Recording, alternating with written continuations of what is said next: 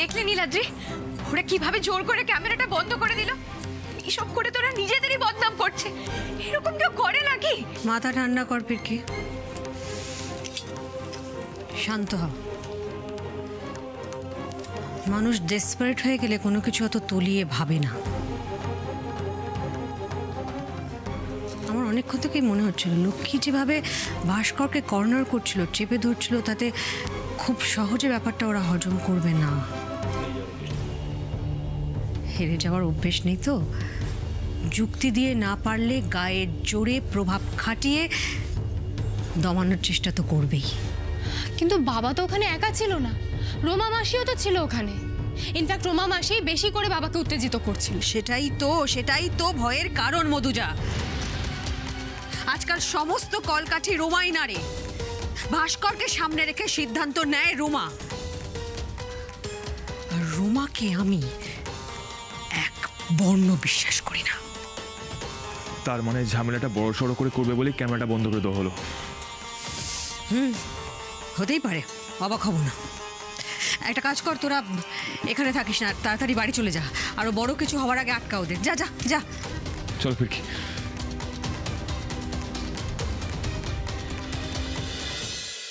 কাজটা ভালো করছেন না স্যার? এই এডিটর, একদম গলা নয়, চুপ। এতক্ষণ ধরে যে কাজটা আপনারা করছিলেন সেটা কি খুব ভালো কাজ করছিলেন? হ্যাঁ, নিজামুদ্দিনের কাছ থেকে টাকা খেয়ে আমাদের বদনাম করতে আসা?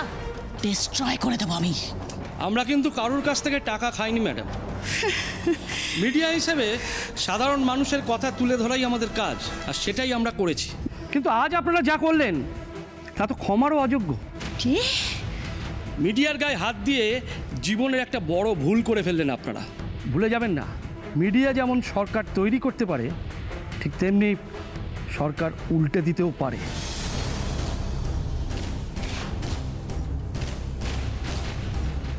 শুধু তাই নয় ম্যাডাম, আমাদের সম্পূর্ণ অধিকার আছে আপনাদেরকে প্রশ্ন করার।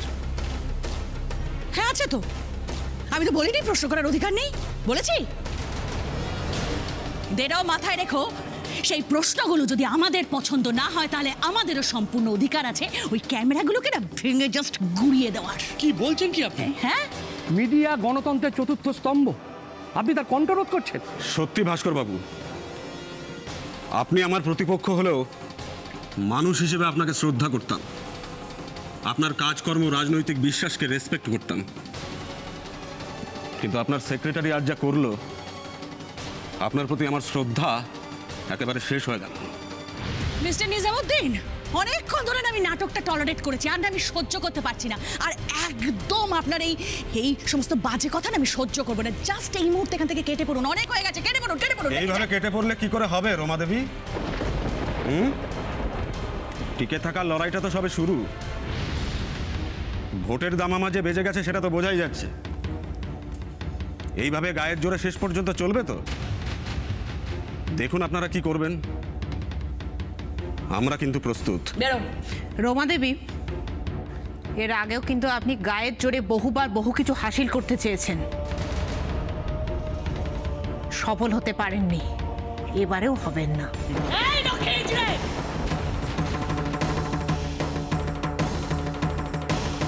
একদম গলা নয়, বেঈমানদের মুখে গলা মানায় না। বেঈমানদের না নরকে ঠাই হয়। কি ভেবেছো নিজের মেয়েকে এই বাড়িতে বিয়ে দিয়েছো বলে তুমি বিশাল জাতে উঠে গেছো? হাই ক্লাস জাতে ওঠা না তোমাদের মতো হিজড়েদের জন্য অত সহজ কাজ নয়। ভাস্করদার নাম ভাঙিয়ে তো নিজের মুখটাকে চিনিয়েছো। লজ্জা করে না? সেই ভাস্করদার সাথে বেঈমানি করে নিজামুদ্দিনের দল ভিড়েছো। আমি অনেকক্ষণ ধরে আপনাকে সহ্য করছি রোমা দেবী, কি তখন থেকে বারবার ভাস্করদা ভাস্করদা বলে যাচ্ছেন। হ্যাঁ, আমি আজকে পরিচিত হয়েছি ভাস্কর বাবুর জন্য, কিন্তু আমি ওনার নাম কখনো ব্যবহার করিনি। কি? উনি আমাকে পরিচিত করতে গিয়ে যে পন্থা অবলম্বন করেছিলেন সেটা কোনো সুস্থ পন্থা ছিল না। উনি চেয়েছিলেন আমাকে এক ঘরে করে রাখতে সারা জীবনের জন্য। খুনের মতো একটা অপরাধের মিথ্যে বোঝা আমার কাঁধে চাপিয়ে দিয়ে ওই কারাগারের অন্ধকারে আমায় ঠেলে দিতে চেয়েছিলেন। দেখুন আমাকে, আজকে আমি আমার নিজের চেষ্টায় আপনাদের সবার সামনে দাঁড়িয়ে আছে মাথা উঁচু করে। আমি আমার সম্প্রদায়ের মাথাটা কিছুতেই নিচু হতে দিইনি রমা দেবী। তবে আপনাদের এই কাণ্ড কারখানা দেখে একটা জিনিস কিন্তু খুব স্পষ্ট, আপনারা আমাকে দেখে ভয় পাচ্ছেন, তাই না রমা দেবী? আমার কিন্তু আপনাদের এই ভয়টা দেখে খুব ভালো লাগছে। মানুষ কখন ভয় পায় জানেন? যখন সে তার আসন্ন ভবিষ্যৎকে আন্দাজ করতে পারে না। আপনাদের অবস্থা এখন ঠিক সেই রকম। সামনে ভোট, কিন্তু আপনারা জানেন না যে বঙ্গসেবা পার্টিকে সাধারণ মানুষ কি চোখে দেখছে। কিন্তু একদিন এই পরিস্থিতি ছিল না। ওই ভাস্কর বাবুকে সাধারণ মানুষ ভগবানের চোখে দেখতেন, আমিও ওনাকে অনেক সম্মান করতাম। কিন্তু যে মানুষটা ভাইয়ের সমস্ত কুকীর্তি জানার পরেও তাকে বাঁচানোর জন্য একজন নিরপরাধ মানুষকে কারাগারের অন্ধকারে ঠেলে দিতে পারেন, সেই মানুষটা আর যাই হোক রমা দেবী, ভালো মানুষ হতে পারেন না।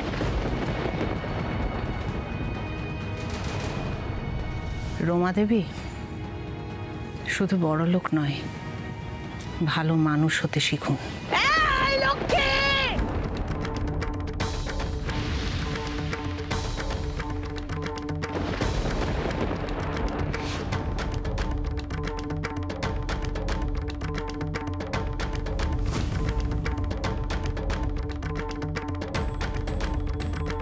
খবরদার রোমা মাসি, আমার মার গায়ে হাত তোলার চেষ্টাও তুমি করো না। আমার মা তো কোনো ভুল কথা বলেনি, ভুল তুমি করছো। তুমি কিন্তু বাবার সেক্রেটারি, কোনো মন্ত্রী নয়। সেখানে আমার মা বাবার প্রতিদ্বন্দ্বী ক্যান্ডিডেট। উঁচু পদে কাউকে তুমি সম্মান করতে নাই পারো, কিন্তু অসম্মান করার অধিকার তোমার নেই। ফিরকি তুমি কিন্তু ভাস্কর দা, তুমি প্লিজ এসবের মধ্যে থেকো না, এগুলো কোনো ব্যাপার না, আমি সামলে নেব, তুমি উপরে যাও।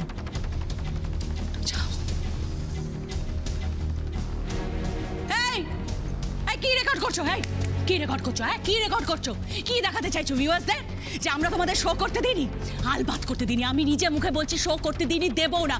কারণ এরকম বিক্রি হয়ে যাওয়া মিডিয়ার সঙ্গে না বঙ্গসেবা পার্টি কোনো রকম সহযোগিতা করে না। Is that clear to you?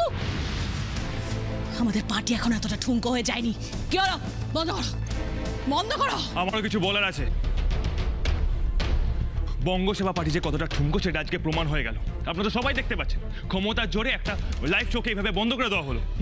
আমি এই ক্ষমতার তীব্র প্রতিবাদ জানাই। আমি নীলাদ্রি সিনহা রয় আপনাদের সবার সামনে ঘোষণা করছি, আজ থেকে বঙ্গসেবা পার্টির সঙ্গে আমার কোনো রকম সম্পর্ক নেই। আজ থেকে আমি লক্ষ্মী দেবীর পক্ষে। যান লক্ষ্মী দেবী, এটাই সুযোগ। আপনি এবারে ক্যামেরার সামনে গিয়ে জনতার উদ্দেশ্যে কিছু বলুন।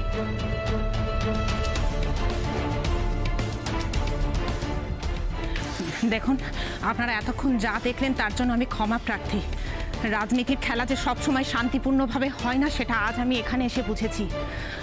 আপনারা আমাকে ভোটে জয়ী করুন বা নাই করুন, আমি লক্ষ্মী আপনাদের কাছে আজ প্রতিজ্ঞা করছি, আমি আপনাদের পাশে ছিলাম, আছি এবং থাকবো।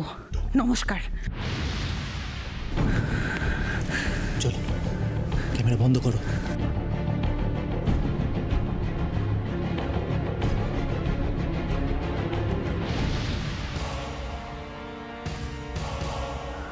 একটা হিজড়ে, হ্যাঁ? কি সাহস যে অতিবার বাড়লে ঝড়ে পড়তে হয়। আপনি একদম ঠিক কথা বলেছেন রমা দেবী, তবে নির্ভর করছে ঝড়টা কোন দিক থেকে আসছে তার উপর। এখানে আসার আগে আমি আমার মেয়ের ফিরকিকে বলছিলাম, আমি একজন অশিক্ষিত মানুষ, এত বড় একটা দায়িত্ব আমি কি পারবো? কিন্তু আপনাদের এই কাণ্ড কারখানা দেখে আমি 100% নিশ্চিত যে আমি একদম ঠিক সিদ্ধান্ত নিয়েছি। মাথাটা ঠান্ডা করে একটু অপেক্ষা করুন রমা দেবী, দেখতে থাকুন এই লক্ষ্মী কিভাবে আপনাদের ঔদ্ধত্যকে মাটিতে গুঁড়িয়ে দেয়।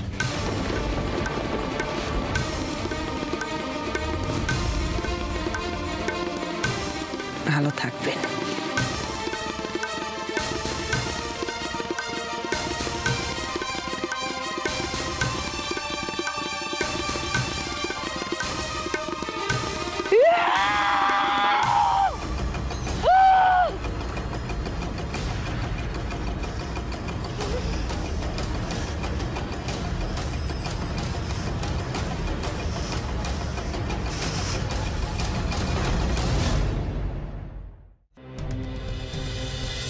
কি থেকে কি হয়ে গেল বলো দেখি।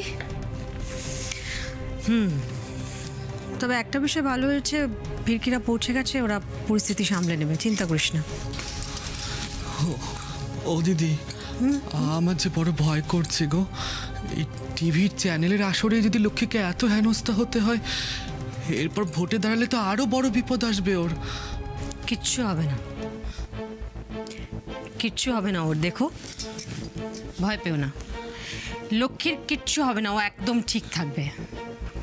এরা দূর থেকে গর্জন করবে, কিন্তু কাছে এসে দাঁত নুক বসানোর সাহস এদের কারো হবে না, কারণ এরা সবাই খুব ভালো করে জানে যে লক্ষ্মীর যদি এখন কোনো ক্ষতি হয় তাহলে সমস্ত সিম্প্যাথি এদের ওপর থেকে সরে লক্ষ্মীর ওপরে গিয়ে পড়বে, আর সেই রিস্কটা এই মুহূর্তে এরা নেবে না।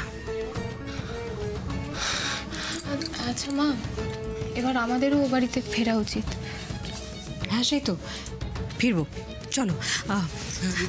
রানী, কোনো রকম চিন্তা করো না, মনে বল রাখো, সাহস রাখো, সব ঠিক হবে, লক্ষ্মীর কোনো ক্ষতি হবে না। আর যদি কোনো সমস্যা হয় আমি তো আছি, একটা ফোন খবর দিও আমায়। এলাম, হ্যাঁ সাবধানে। হ্যাঁ, তোমরা সাবধানে থেকো। আসি আসি। হ্যাঁ মা, এসো। লক্ষ্মী রে, ওখানে দেখলাম সবাই জোর করে সব বন্ধ করে দিল, তুই ঠিক আছিস তো? আমি একদম ঠিক আছি, কিন্তু আমার ভয় করছে ফিরকিদের নিয়ে। জানিস, নীলাদ্রি বাবা সবার সামনে ওর বাবার বিরুদ্ধে কথা বলেছে, এর পরিণামটা যে কি হবে ভেবে আমার গাটা শিউরে উঠছে। আপনি আপনি যে পথ চলতে শুরু করেছেন লক্ষ্মী দেবী, এখন সেখান থেকে পিছিয়ে আসা মানে এটা প্রমাণ করা যে আপনাদের মতো মানুষ দ্বারা কিচ্ছু হবে না। আপনি ভয়ে রণে ভঙ্গ দিচ্ছেন। যে কোনো কাজেই রিস্ক থাকে লক্ষ্মী দেবী, সেটাকে চ্যালেঞ্জ হিসেবে এগিয়ে চলার নামই তো জীবন। প্রাণ থাকতে আমাদের এমন কিছু করা উচিত যা মৃত্যুর পরেও আমাদের অমর করে রাখে।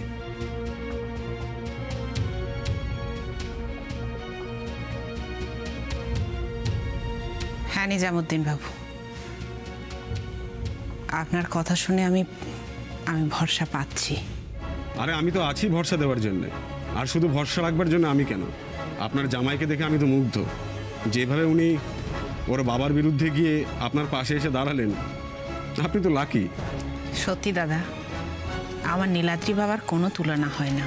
আপনারও তো উচিত ওদের সম্মানটুকু বজায় রাখা। আপনি যদি ভয় পেয়ে পিছিয়ে যান লক্ষ্মী দেবী, তাহলে তারা কোথায় যাবে বলুন তো? না না দাদা, আমি আর ভয় পাচ্ছি না। এবার থেকে আমি যেমন আমার প্রিয়জনদের আগলাবো, ঠিক সেই রকমভাবে তাদের জন্য লড়াইও করব। আপনি দেখবেন আমি পারবো দাদা, আমাকে পারতেই হবে।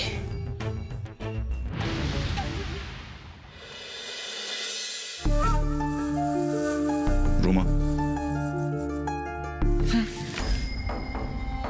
হ্যাঁ ভাস্করদা, আমি সব কটাকে কিন্তু ঘাট ধাক্কা দিয়ে একদম বের করে দিয়েছি, কিছু চিন্তা করবে না তুমি। না রোমা, সেটা চিন্তা নয়, চিন্তাটা অন্য জায়গায়। তোমার কাছে কয়েকটা জিনিস জানতে চাই রোমা। বলো না, বলো। এই যে পার্টি ফান্ডের 400 কোটি টাকার কথা উঠলো, সত্যি তো আমরা কোনোদিন কাউকে এটার হিসেব দিইনি। ইনফ্যাক্ট আমি নিজেও এই ফান্ডের হিসেবটা জানি না, কারণ সবটা তুমিই হ্যান্ডেল করতে। কিন্তু এবার আমাকে সবটা জানতে হবে রুমা।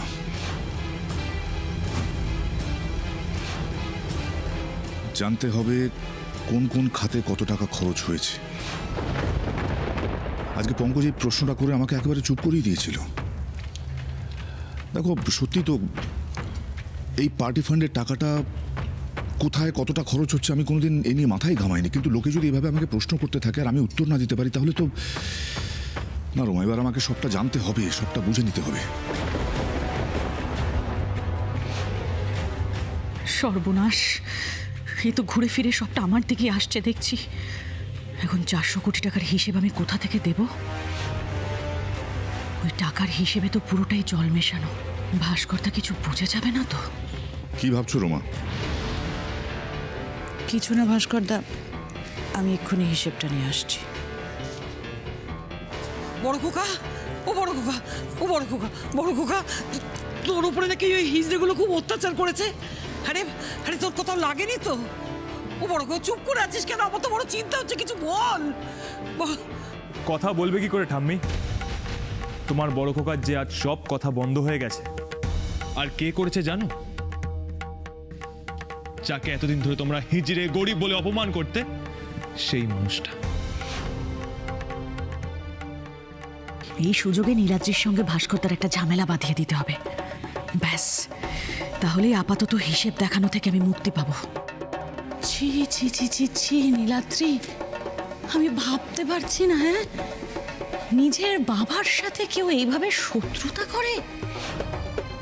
তুমি বঙ্গ সেবা পার্টি রিজাইন করে কোনো ধারণা নেই যে তুমি তোমার বাবাকে কতটা অপমান করেছো। সত্যি এর কোনো ক্ষমা হয় না নীলাদ্রি। আমাকে কে ক্ষমা করবে না? তুমি। সরি টু সে, তুমি যদি আমাকে ক্ষমা না করো তাহলে আমার কিছু যায় আসে না। Shut up! দয়া করে আর একটা কথা মুখ থেকে বার করো না। নিজের তো কোনো সে নেই, খালি ফিরকির কথা উঠবোস। তুমি ভুল ভাবছো ড্যাড। ফিরকি যখন সত্যি কথাগুলো বলে সেটা শুনতে আমার সম্মানে লাগে না। আরে বাবা নীলাদ্রি, তুমি বুঝতে পারছো না। তোমার সম্মান না থাকতে পারে, কিন্তু আমাদের ভাস্করদার তো সম্মান আছে। আজকে যা হয়েছে তাতে ভাস্করদার সম্মান নিয়ে ছিনিমিনি খেলা হয়েছে। তুমি এটা কেন বুঝতে পারছো না?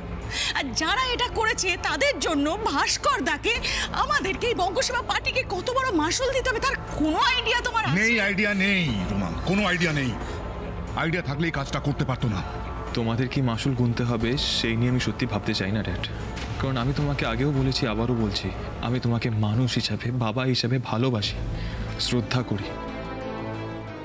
কিন্তু মন্ত্রী ভাস্কর সিনহা রয়ের উপর আমার কোনো ভালোবাসা বা শ্রদ্ধা নেই। কারণ আমি জানি সেই মানুষটা স্বার্থপর। তুমি রাজনীতি দিয়ে ব্যক্তিগত সম্পর্ক মাপলেও আমি মাপি না ড্যাড। নীলাদ্রি, নিজের সীমা ছাড়িয়ে যাচ্ছ তুমি। একদম নয় ড্যাড, আমি আমার সীমানাটা খুব ভালো করে জানি। আমার কথায় তোমার রাগ হচ্ছে কারণ তোমার পার্টির অনেকগুলো দিক সবার সামনে আজ চলে এসেছে। টাকা ৯-৬ থেকে শুরু করে কাকায়ের অসৎ কাজে তোমার পরোক্ষ সমর্থন, কিচ্ছু বাদ যায়নি। আমি তোমায় প্রশ্ন করছি ড্যাড, সব কিছু জানার পরেও কাকায়ের খুনের জন্য ভালো আন্টিকে কেন তোমরা দায়ী করলে? কেন কেন ফাঁসির আবেদন করেছিলে ওই নিরপরাধ মানুষটার? তার কৈফিয়ত আমি তোমায় দেব না। আমাদের না দিলেও এই সব কিছুর কৈফিয়ত এবার আপনাকে সাধারণ মানুষকে দিতেই হবে। আপনি জনসাধারণের প্রতিনিধি না? তাহলে আপনি নিজেই ওনাদেরকে বলুন না যে আপনি ওনাদেরকে কৈফিয়ত দেবেন না। এই Milky, how dare you are! চিৎকার করো না রমা মাসি, ফিরকি কোনো ভুল কথা বলছে না। প্রশ্ন একটা নয়, প্রশ্ন অনেকগুলো। সাধারণ মানুষের টাকা কেন তাদের কাছে পৌঁছানোর আগেই গায়েব হয়ে গেল? তোমার কাছে এর কোনো সদুত্তর আছে ড্যাড? দেখো, জনতা তো জানতে চাইবেই। তারাই তোমাকে ভোট দিয়ে ক্ষমতায় বসিয়েছে, তাদের জানতে চাওয়ার অধিকার আছে। তারা যখন জানতে চাইবে তুমি আর তোমার বঙ্গসেবা পার্টি কোন প্রতিশ্রুতিটা পালন করেছো, তখন তুমি কি উত্তর দেবে ড্যাড?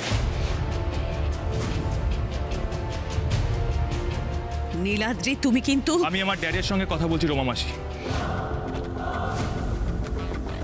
মাঝখানে কথা বলো না। চুপ করে থেকো না ড্যাড, বলো তুমি জনতাকে কি উত্তর দেবে? যা জানি তাই বলবো। জ্ঞান তো কোনোদিন কোনো অপরাধমূলক কাজ করিনি, জনতার অর্থ ৯-৬ করিনি, আর ভবিষ্যতেও করব না। আর এই কথা যদি সবার সামনে দাঁড়িয়ে আমার স্বীকার করতে হয় তাতে আমার কোনো দ্বিধাও নেই, ভয়ও নেই। তুমি অপরাধ করোনি? বেশ, তোমার এই বিচার না হয় তোমার এই জনতাই করবে।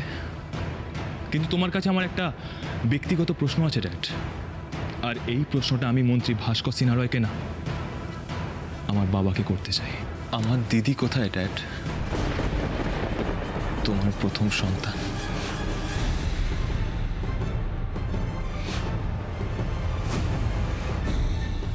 মন্ত্রী হিসেবে নয়, আজ বাবা হিসেবে তোমাকে এর কৈফিয়ত আমাকে দিতেই হবে ড্যাড।